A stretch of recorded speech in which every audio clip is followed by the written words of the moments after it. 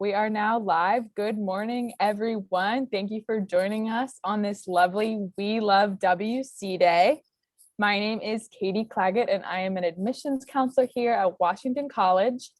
This breakout session is specifically to learn about the Center for the Environment and Society. We will be hearing from Mike Hardisti, who is the River and Field Campus Director, as well as the Associate Director here at the center.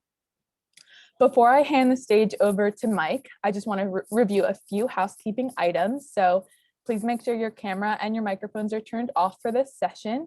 We will be taking live questions, so use the Q&A box at the bottom of the screen to submit your questions. If you're unable to have your question answered, we will follow up with you, so no worries, your admissions counselor will contact you. And our first breakout session right now will end promptly at 10:40 to allow 5 minutes for your next breakout session. Alrighty, I will hand the mic over to Mike Hardisti to tell us about the Center for the Environment and Society. Thank you, Katie. Thank you so much. Good morning, everyone. Glad to be here. Glad you could join us. My name is Mike Hardisti, and about 20 years ago, believe it or not, I was in your shoes thinking about my next step and what it would be and where I would end up in undergraduate education. And I was very close in your shoes because I was looking at Washington College. And I ultimately decided to come to Washington College. I'm very proud of that decision. I double majored in biology and environmental studies.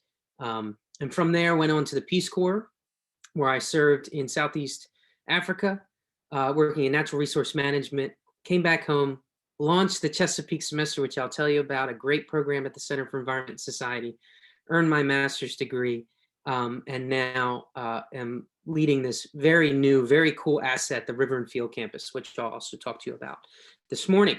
So let us begin. I'm going to share my screen. Give me 1 second.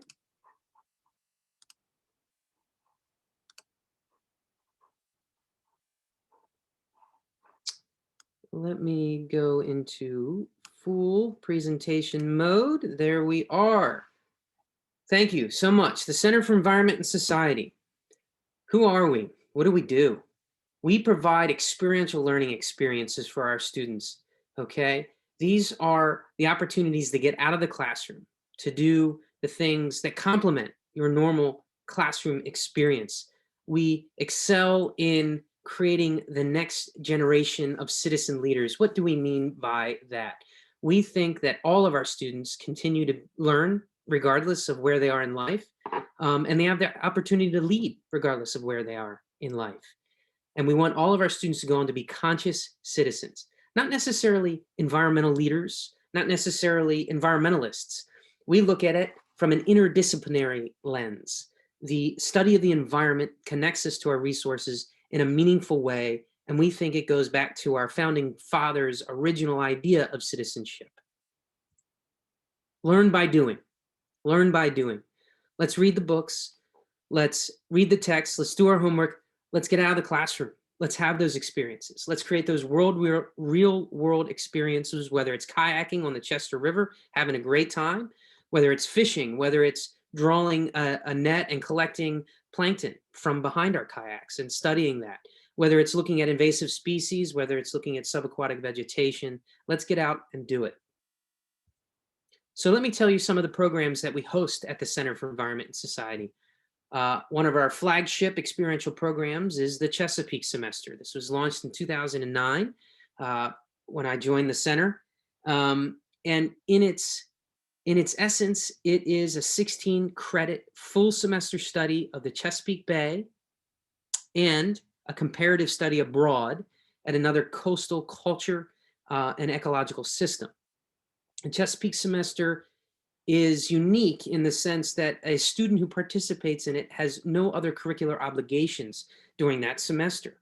So we can steal away with that student for 10, 12, 14 days at a time and have these grand explorations in what we believe is one of the richest, most unique cultural and ecological landscapes in the world. That's the Chesapeake Bay Watershed. That's the birth of our European colonial nation. It is also the epicenter of Native American colonies.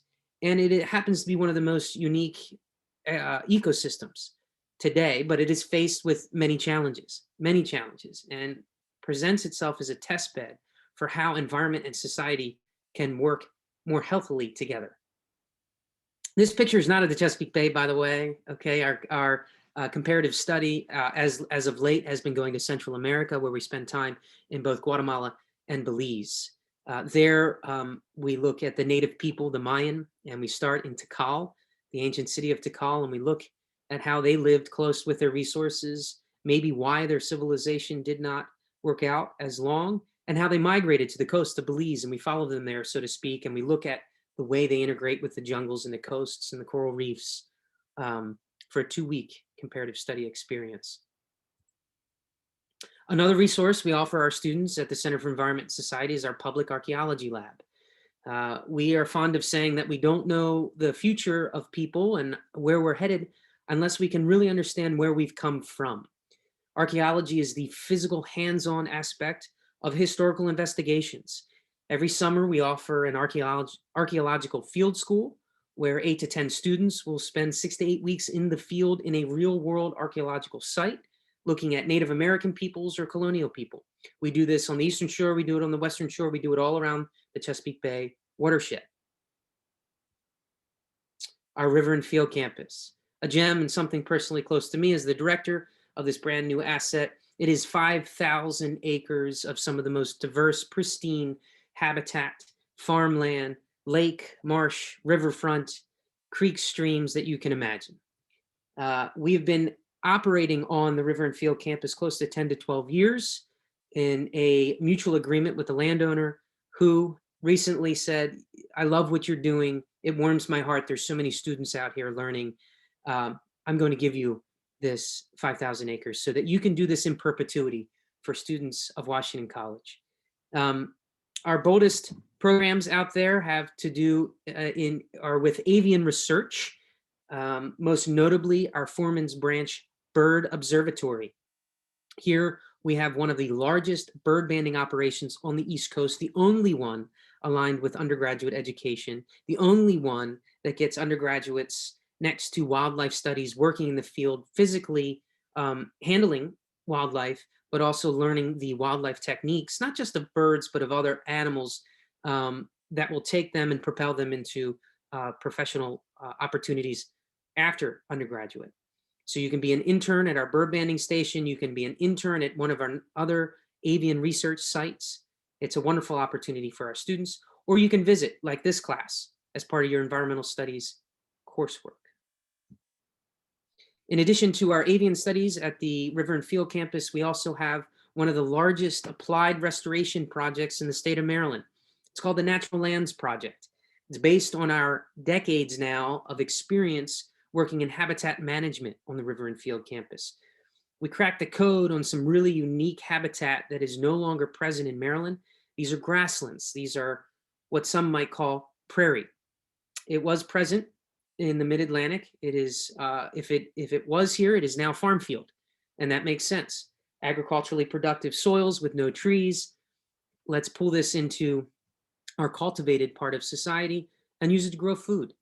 Well, that had consequences for the ecosystem, and we've been working to reestablish grasslands both on the River and Field campus and throughout Maryland's Eastern Shore for now 5 years. And we've created over 1,000 acres of grasslands, hundreds of acres of wetlands, mature habitat for a variety of species that are in steep decline without this particular habitat. This project engages community directly, and it allows our students to develop the techniques, insights, and skills in large-scale habitat restoration, while also cleaning up our creeks, rivers, streams, and our Chesapeake Bay. We're not just on land, we're in the water as well. We have the Chester River Watershed Observatory. This is a concerted effort to, I'm gonna say, pepper our waterways with dense instrumentation so that we can gather a specific granular nature of data that will tell us exactly the pulse of that river, that waterway, as it connects to the land. So when it rains, what happens? When we have extreme heat events, what happens to our waterways? Can we pinpoint sources of pollution that might be otherwise difficult to identify? These buoys are placed in the Chester River in a concerted way where we can get that image, get that data back to our students and into our classroom. We manage a fleet of research vessels also to assist our students to get off land and out into the river and out into the Chesapeake Bay. This is Klanicki, a 46-foot dead rise, and it's essentially a floating classroom. Our geographic information system is a really special opportunity for students. GIS is an up-and-coming, much-needed skill in the professional world. Whether you work in the environment or you don't, geographic information systems is a very desirable skill. Our lab engages 40 to 50 students every year. We employ them. They come in as a journeyman, start lower in the ranks, and as they acquire experience, they climb higher, and by their senior year, they could be a project lead managing 3 or 4 other students on real work. This is not theoretical. We get contracts, real world contracts from the state of Maryland, from private sector to do GIS analysis. We engage our students in that process, and by the end, you've acquired a number of different skills and made a little bit of money along the way. So we also have here a number of opportunities that are not programmatic per se, but are also with the Center for Environment Society. I've mentioned student internships. Those are the internal internships I've mentioned. We also have external internships where we link up with partners in our community, such as Shore Rivers, Chesapeake Bay Foundation. If you're not from Maryland, you may not have heard those names. These are large environmental organizations where we have secured an internship. We select the student, they provide the experience and the mentoring. We've just recently established internships with the National Aquarium in Baltimore. These are fabulous opportunities for our students. Employment opportunities, these internships are paid. You are learning, but if you're not earning credit, you will be earning money. ENS fellows are Environment and Society fellows. This is something that admissions counselors should be speaking to you about. This is a scholarship and a way to plug into the Environment and Society's programs early in your freshman year. We have summer programs to engage high school students, and we also have a robust speakers series every semester where we bring authors, speakers, intellectuals to campus for students to meet and engage with. And that about wraps up a brief, quick summary of all the assets that the Center for Environment and Society brings our students at Washington College. I'm happy now to answer any questions that you might have. Awesome. Thank you so much, Mike, for sharing all of that information.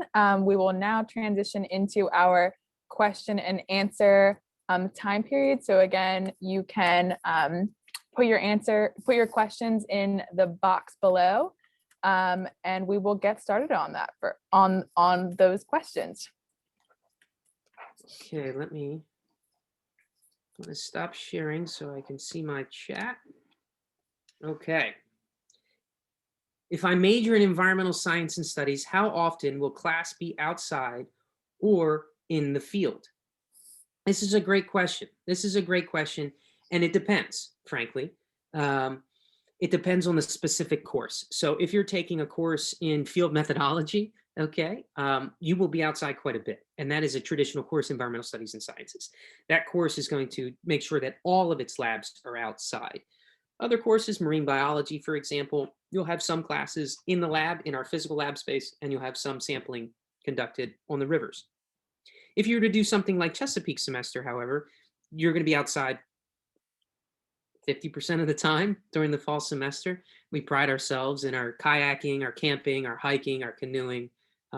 We kayak on average 30 miles, I believe, over the semester. And we're camping and hiking quite a bit too. So you get plenty of time under the stars, under the sun. But it's a fair amount. All of our faculty pride themselves in getting our students outdoors and taking advantage of our location in rural Maryland. Next question. Where is the River and Field campus located in relation to the campus in Chestertown? It's a good question. It's about a 10-minute drive or about a 45-minute kayak from our waterfront campus, which is right on the Chester River and the location of the Center for Environment Society offices, as well as our waterfront recreation and athletics. If you were to go down to our waterfront athletics center, check out a kayak, right wind and tide, your own campus in 30 to 40 minutes, the river and field campus. Can I still apply for the Chesapeake semester even if I do not major in biology, environmental science, etc.? It's a great question and something I overlooked in my pitch. So I'm glad you asked that. We encourage diversity in our students' disciplinary focus. If I can have a class with an English major, a business major, an environmental science major, and an artist, that is amazing. The chemistry, the connections that come out of that are truly incredible. The credits do go on to, they tend to weigh towards those studying environmental science and studies, but a lot of our credits in the Chesapeake semester also go towards meeting your core credit obligation, writing obligation, and some other things. So we've geared it to be an experience that any student at Washington College could undertake. It can fit in your schedule. Okay, and I think we have our last question here. What makes the environmental science and studies program at Washington College better than similar programs at other colleges? This is a good question. This is where I guess I have to brag a little bit. You kind of forced me to brag, but really the Center for Environment and Society is incredibly unique. Other small private liberal arts colleges will have a Department of Environmental Studies. They may even be able to offer 2 sources of degrees. We have a Bachelor's of Arts and a Bachelor's of Science. They may have an outside campus away from their core campus. It's not going to be 5,000 acres. It's not going to have the diversity of habitat and student engagement opportunities, recreational opportunities that our river and field campus will have. And I can guarantee you're not going to find another small liberal arts college that has the thoughtfulness, the effort, the staff that goes into providing these extracurricular activities for our students in such a robust and profound way. So CES is really unique as well. The final thing, though, and this should not be overlooked, is Washington College's commitment to campus sustainability. So what you read in the classroom and what you experience in the field with CES should be mirrored on the physical campus of Washington College. We're working on a climate neutrality plan now. We're working on establishing carbon credits for sale from our river and field campus. And we have a really concerted effort to reduce our carbon footprint to a point of neutrality. I'd like to see us get there in the next 10 years. So you're going to see those same values mimicked on our campus as well. When you put those 3 things together, the department, the center, and our campus commitment, you've really got this incredible experience for those interested in the environment or those interested in being a more conscious citizen in this world, understanding the connections between people and place, environment and society. Awesome. Thank you so much, Mike, for sharing all of that. I'll also say one of my favorite sustainability features on campus is that we are very bee friendly. We have a lot of apiary action going on, and I am a honey lover myself, and so I just love to share that with all of our students. So I hope everyone enjoyed this first breakout session and will also enjoy their next session, as well as our counselor conversations happening. Thank you again so much to Mike, and take care, everybody. Stay safe. Stay safe, everyone. See you soon.